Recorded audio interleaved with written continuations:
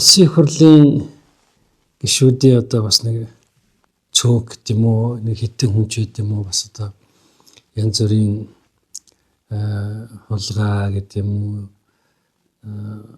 авилгалын асуудал гэдэг юм ингээд нэг холбогдоод байгаа байдал чинь өөрөө нийгэмд бас нэг энэ их хурлын гишүүнд хариуцлага тооцох шаардлагатай гэдэг тийм нөхцөл байдлыг үүсгэжтэй шүү дээ. Ер нь бол нөгөө талаараа улсын их хурлын гишүүн бол ёс зүйтэй хүн сонгох хэрэгтэй байхгүй юу?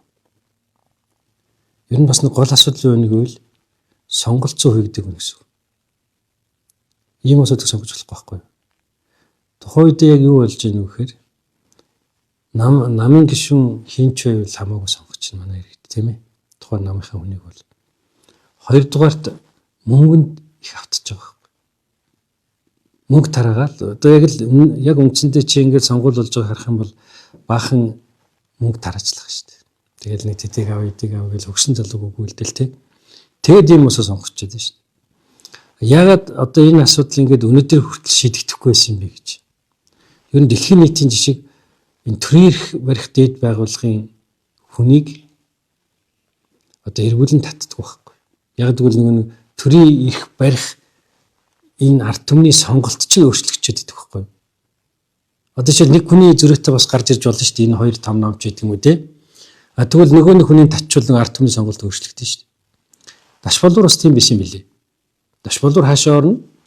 Шийдвэр тэрнгээр гардаг. 12 онд бас одоо бидагч бид гур хүртэл тийм биш шүү дээ. Ингээд нөгөө бид гур бас одоо хаашаа хэлбэ саналаа өгнө. Тэгэхээр нөгөө санал нь шийдэгч гэдэг.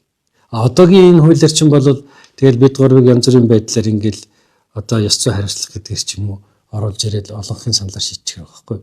Тэгэхээр энэ өргөн барьсан хууль би нэг талаас яг ингээд гишүүдийн хариуцлагын асуудал ингээд өнөөдөр бүртэл яригдаад ирсэн асуудалд ямар нэг хэмжээгээр бас шийдэл гаргах ёстой гэдэгтээ санал нэг байгаа юм.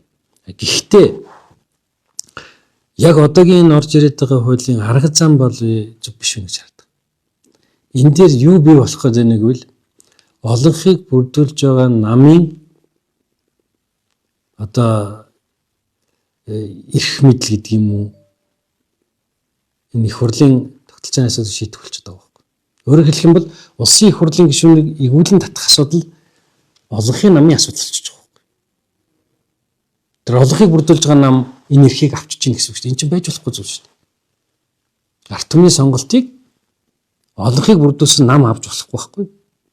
Янз бүрийн одоо байдлаар тэр хүн дээр ёс зүй асуудал үүсгээл тэгэл хин нэгэн иргэнээр ч юм уу гомдол гаргуулад тэгэл татчаад идэх болох юм бол улсын парламентын тогтолцоо ч байх болох байхгүй. Ер нь ингэж эргүүлэн татдаг улс орн маш цөөхөн байхгүй. Ихвчлэн дарангуйлалтай улс орнд байдаг.